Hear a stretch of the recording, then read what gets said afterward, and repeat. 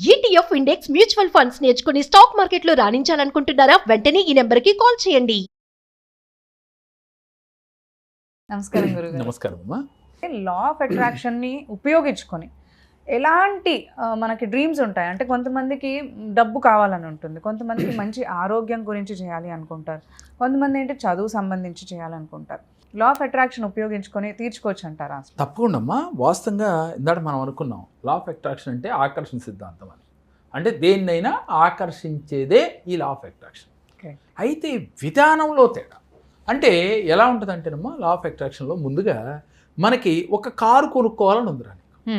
Car కొనుక్కోవాలంటే మన కారుని ఆకర్షించాలి.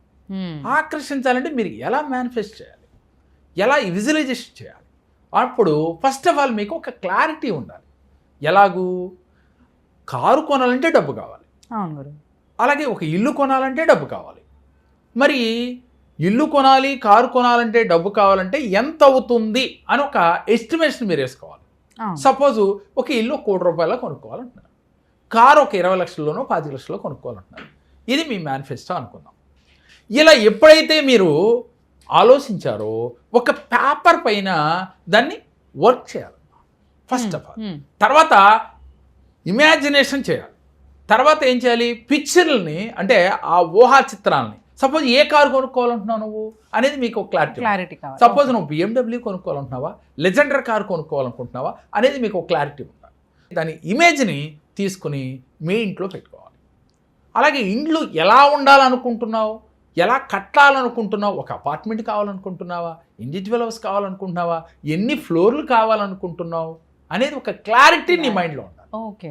సపోజ్ దాన్ని నీకు అనుగుణంగా ఇమేజ్ని ఒకటి తయారు చేసుకోవాలి, మైండ్లో తయారు చేసుకోవాలి, బయట ఒక పేపర్ పైన తీసుకోవాలి, దీన్ని స్టిక్ చేయాలి. ఓకే. ఎందుకు చేయాలి? మనకి చూడండి అమ్మా, ప్రెగ్నెన్సీగా ఉన్న లేడీస్ ఒక ఇమేజ్ని, అందమైన బాబుని ఆ గదిలో పెడితే ఎందుకు పెడతారంటే అంత అందంగా పుడతాడు అని. అంటే అక్కడ దాని అర్థం ఏంటి, ఆ ఇమేజ్ యొక్క ఎఫెక్టు మైండ్ మీద పడి కడుపులో ఉన్న బేబీ అంత అందంగా తయారవుతుంది. అంటే అక్కడ లా ఆఫ్ అట్రాక్షన్ వాడేస్తున్నాం మనం, అక్కడ కూడా వాడేస్తున్నాం. అంటే మనకు అది ఇప్పుడు లా ఆఫ్ అట్రాక్షన్ తెలియకపోవచ్చు కానీ వాడుతున్నాం. ఇక్కడ కూడా మనం ఆ ఇమేజ్ని పెట్టుకోవాలి. పెట్టుకుని ముందు అడిగేటప్పుడు ప్రతిసారి కూడా మీ మనసుని ప్రశాంతతం చేసుకుని పరిగెత్తకుండా మీ మనసుని ఒక చోట లాక్ చేయాలి విజువలైజేషన్ చేసేటప్పుడు. మరి లాక్ చేయడం అంత ఈజీయా? లేదు, ఎక్కడెక్కడో పరిగెడుతాం అమ్మా. అన్నిటినీ జయించవచ్చు ప్రపంచంలో, చివరికి కామ క్రోధ మద మాత్సల్యాలు కూడా జయించవచ్చు. మనసుని జయించడం ఎవరి వల్ల కాదు. జయించాను అని చెబితే అది అబద్ధం. అంతే. మీతో మాట్లాడుతా కూడా నా మనసు పరిగెట్టవచ్చు, కరెక్ట్. కానీ మీతో మాట్లాడుతున్నా కానీ పరిగెట్టవచ్చు. వెనకాల 100,000 రన్ అవుతూ ఉంటాయి, మనకి తొరవుతూ వస్తూ ఉంటాయి మనకి. ఓకేనా? అంటే గుర్రాల మీద స్వారీ చేస్తూ ఉంటుంది.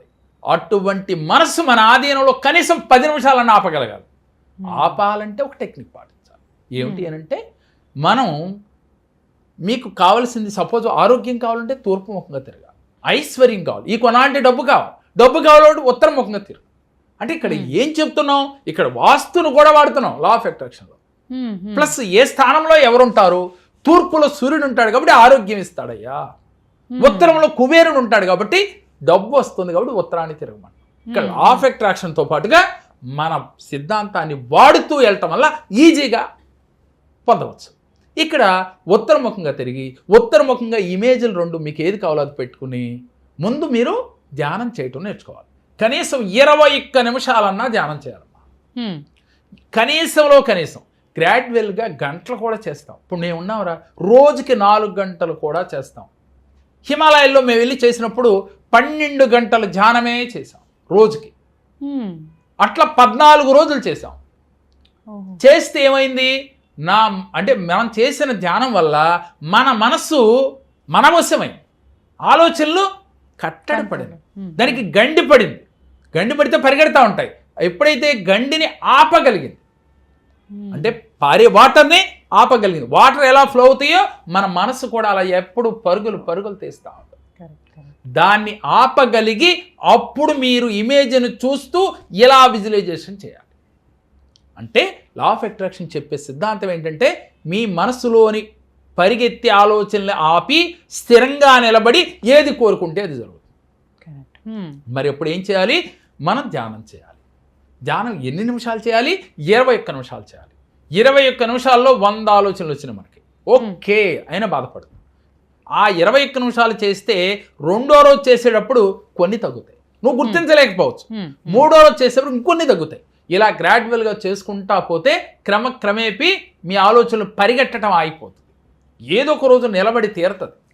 ఎవరి కోసం అంటే మనం చేసే సాధన పైన ఆధారపడింది. అంతేగాని అది మన కోసం ఆగదమ్మా. మన సాధన ఎంత చేస్తే అంత 14 గంటలు చేస్తే 21 నిమిషాలు చొప్పున రోజు 14 గంటలు అంటే మీరు ఎన్ని రోజులు చేయాలి? మరి రోజు 14 గంటలు మీరు చేయగలిగితే చాలా సరే, ఓకే, అది సాధ్యపడదు. గృహస్థ జీవితంలో అందరికీ సాధ్యపడదు కాబట్టి ఆ మాట మనం చెప్పటం కూడా కరెక్ట్ కాదు. 21 నిమిషాలు చేసి 21 నిమిషం తర్వాత విజువలైజేషన్ మొదలు పెట్టాలి. ఏమని? యూనివర్స్కి ఫస్ట్ మీరు మీ సంకల్పాన్ని వినిపించాలి. అంటే మన తెలుగులో చెప్పుకుందాం. ఎందుకు చెప్పుకుందాం? ఇదంతా తెలుగులో చెప్పి మళ్ళీ ఇంగ్లీష్లో చెప్పి మిమ్మల్ని కన్ఫ్యూజ్ చేయడం ఇష్టం లేదు. అది ఒక వేరే వీడియోలో ఇంగ్లీష్లో ఎలా అఫర్మేషన్ చేయాలో చెప్పుకుందాం. ఫస్ట్ యూనివర్స్, నువ్వు నన్ను నడిపించు, నువ్వెప్పుడు నాతో తోడుండు, నువ్వు వేరు నేను వేరు కాదు. దాన్ని ఇంగ్లీష్లో టుగెదర్ అంటాం కదా, ఇద్దరం ఒకటే, నన్ను నడిపిస్తుంది నువ్వే అని ఫస్ట్ ఆఫ్ ఆల్ యూనివర్స్కి కృతజ్ఞతలు చెప్పండి. తర్వాత పంచభూతాలకి చెప్పండి, నవగ్రహాలకి చెప్పండి, మీరు కొలిచే దేవతకి చెప్పండి. వీళ్ళందరికన్నా గొప్పోళ్ళు ఇంకోళ్ళు ఉన్నారమ్మా మన జీవితంలో, అమ్మా నాన్న. మీ అమ్మా నాన్నకి చెప్పండి. అమ్మా నాన్న ఎక్కడున్నారో భూమి మీద ఉంటే చెప్పండి, ఆకాశంలో ఉన్నా చెప్పండి. చెప్పిన తర్వాత మీ ఆలోచన ఎలా ఉండాలంటే అప్పుడు విజువలైజేషన్ చేయండి. నాకు కారు కావాలి, ఆ కారు ఇది కావాలి, అది పొందినట్లుగా డ్రీమ్ చేయండి. విజువలైజేషన్లో కారు నువ్వు కొనుక్కున్నట్టుగా షోరూమ్కి వెళ్ళి డబ్బులు కట్టి కారు తెచ్చుకుని దాంట్లో కూర్చొని నువ్వు డ్రైవ్ చేస్తూ మీ మిస్సెస్ని ఎక్కించుకుని, అలాగే లేడీస్ అయితేనే భర్తను ఎక్కించుకుని పిల్లల్ని ఎక్కించుకుని ఎంజాయ్ చేస్తున్నట్టుగా, ఆ ఎంజాయ్ చేసినప్పుడు నీ ఫీలింగ్స్ ఎలా ఉన్నాయో అవి చూపించాలి. నేను మాట్లాడుతూ ఉన్నాను, జీవించేస్తూ ఉన్నాను అనుకుంటున్నాను నాకు నేను, కానీ నిజంగా జీవిస్తున్నానో లేదో మీకు తెలుస్తుంది. మరి మీకు తెలియాలంటే మీ ఎదురుగా ఒక మనిషి ఉండాలా? అక్కర్లేదు. దాన్నే మిర్రర్ టెక్నిక్ అన్నాం. మిర్రర్ ముందు నుంచుని మీరు నిజంగా జీవిస్తున్నారా, ఊరికినే జీవించినట్టు విజువలైజేషన్ చేస్తున్నారని మీకు మీరు తెలుసుకుని జీవించినట్లుగా గనక మీరు చేస్తే మీ విజువలైజేషన్ డైరెక్ట్గా యూనివర్స్కి అందుద్దమ్మా. అప్పుడు వరకు మీరు రోజు ఎన్ని విజువలైజేషన్ చేసినా కారు కావాలి, ఇల్లు కావాలి, డబ్బు కావాలన్నా ఇదే మిగిలిపోతుంది తప్ప అవ్వట్లేదని ఒక నెగిటివ్లోనే ఉంటారు తప్ప పాజిటివ్లోకి రాలేరు. ఇలా అవ్వటం లేదు అన్నవాళ్ళు ఒక్కసారి మిమ్మల్ని క్వశ్చన్ చేసుకుని మీరు విజువలైజేషన్ చేస్తే ఈ లా ఆఫ్ అట్రాక్షన్లో జరగనదంటూ ఏమీ లేదు. రోజు అద్భుతాలే, ప్రతి సెకండ్ అద్భుతాలేమ్మా. మీకు ఒక ఉదాహరణ చెప్పాలి. నేను విజయవాడ నుంచి వస్తా, నాకు ట్రైన్ లేట్ అవుతుంది అంటే కొంచెం బయలుదేరటం లేట్గా బయలుదేరా. ఇక్కడ కారులో ఎక్కి నేను విజువలైజేషన్ చేశా. ఆ ట్రైను నేను వెళ్ళేసరికి ఓండాల్ స్టేషన్లో అంతే ఉంది. ఎట్లా ఉన్నట్టుగా నేను విజువలైజేషన్ చేశా. ఓ నాకు ట్రైన్ అందింది, నేను హ్యాపీ అని. కరెక్ట్గా నేను వెళ్ళేసరికి అది 10 నిమిషాలు 15 గంటలు లేట్ అందింది, వచ్చాను. ఓకే, కరెక్టే కదా. అంటే మీ విజువలైజేషన్కి ఎంతో అయితే వాస్తవంగా పబ్లిక్లో అలా చేయకూడదు. అది నాకు కూడా తెలుసు. ఎందుకని మన కోసం 100 మందిని ఇబ్బంది పెట్టకూడదు, అది తప్పు. కానీ మీకు ఎందుకు చెప్పాను ఈ సందర్భంలో, మన విజువలైజేషన్ వల్ల ఎదుటి వారికి ఇబ్బంది కలగకూడదు. అలా కలిగితే దానివల్ల ఏదో ఒక రోజు దాన్ని మనం ఫేస్ చేయాలి. నేను ఫేస్ చేయాలి, తప్పదు. అర్థమైంది తల్లి? మన ఆలోచనలు అద్భుతంగా ఉండాలి, మనం అనుకున్నది దక్కించుకోవాలి, కానీ ఎదుటి వ్యక్తికి ఇబ్బంది పెట్టకుండా ఉంటే లా ఆఫ్ అట్రాక్షన్లో యూనివర్స్ కానీ పంచభూతాలు కానీ ఎప్పుడు మీతోనే ఉంటాయి, మిమ్మల్ని డ్రైవ్ చేస్తూనే ఉంటాయి, మీరు కోరుకున్నది ఇస్తూనే ఉంటాయి.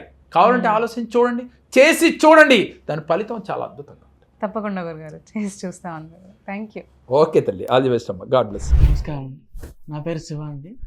1 సంవత్సరం క్రితం సార్ గారి దగ్గర అపాయింట్మెంట్ తీసుకోవడానికి వచ్చానండి. అయితే సార్ గారు చూసి నా పేరు సరిగా లేదు, ప్రాబ్లంగా ఉందని చెప్పేసి నేమ్ కరెక్షన్ చేశారు. తర్వాత నేమ్ కరెక్షన్ చేసిన ఒక 6 నెలలకి ఫైనాన్షియల్గా కానీ ఏదైనా జాబ్ పరంగా కానీ మంచిగా డెవలప్మెంట్ వచ్చిందండి. తర్వాత ఇంకా కోర్సు రాయడం కంటిన్యూ చేశాను. కంటిన్యూ చేసిన తర్వాత నాకు జీతం పెరిగింది. తర్వాత ఫైనాన్షియల్గా కూడా కొంచెం డెవలప్ అయింది. దీనివల్ల కొంచెం మా ఇంట్లో మనశ్శాంతి కానీ ఏదైనా కొన్ని ప్రాబ్లమ్స్ కానీ పోయాయి. జేకేఆర్ గారి దగ్గర రావడం నాకు మంచి అవకాశంగా భావిస్తున్నాను. జేకేఆర్ గారికి నా పాదాభివందనాలు తెలియజేస్తున్నాను.